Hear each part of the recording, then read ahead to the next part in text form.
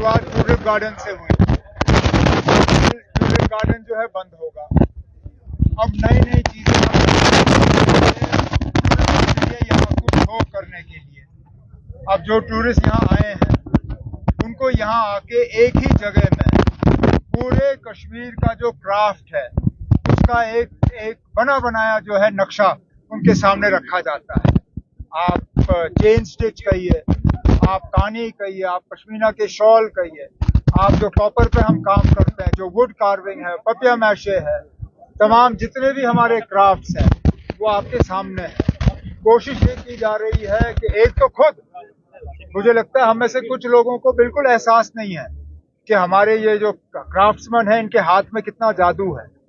मैं चाहता हूं कि न सिर्फ टूरिस्ट बल्कि हमारे यहाँ श्रीनगर के रहने वाले और आसपास के रहने वाले लोग जो है यहाँ आए और इस नो योर आर्टिजन फंक्शन और इस प्रोग्राम का जो है वो फायदा लें। सब सेंटर की तरफ से जो बिल कल पेश की जा रही है 543 से लेकर 850। आपने पहले वो पूछना था ना साहब, जिस स्पॉट पे चूंकि हम मौजूद है, अगर थोड़ा सा कुछ मीटर्स पे आप जाएंगे तो 90 से पहले यहाँ हेरिटेज मार्केट हुआ करता था।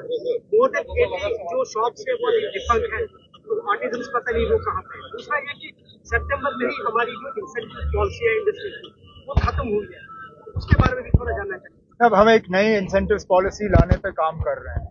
हम चाहते हैं कि सही मायने में जो है वो पॉलिसी काम करे, नहीं तो हम यहाँ ऊपर से तो इंसेंटिव दे देते हैं, नीचे ग्राउंड लेवल पे उसका कोई फायदा नहीं, इन्वेस्टमेंट आता नहीं है, फैक्ट्रियां लगती नहीं।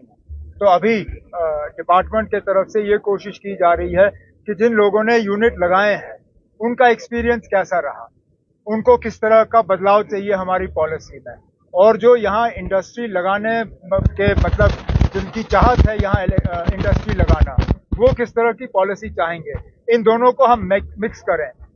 जो लगे हुए हैं उनकी क्या एक्सपीरियंस रही, जो लगाना चाहते हैं वो क्या चाहते हैं, इन दोनों चीजों को जोड़ के एक शानदार पॉलिसी जो है इंडस्ट्रीज और कॉमर्स डिपार्टमेंट की तरफ से लाया जाएगा, जिससे मुझे उम्मीद है यहाँ इंडस्ट्री को जो है बढ़ावा मिलेगा। सेंटर की तरफ से कल से बिल पेश की जा रही है, जो मेंबरान है 543 से लेकर उनको 850 किया जा रहा है। उसमें 33% वुमेन रिजर्वेशन बिल भी है, 815 स्टेट से होगी सीट्स और जो 35 होंगे वो डिफरेंट टेरिटरीज से होंगे। What's your reaction about?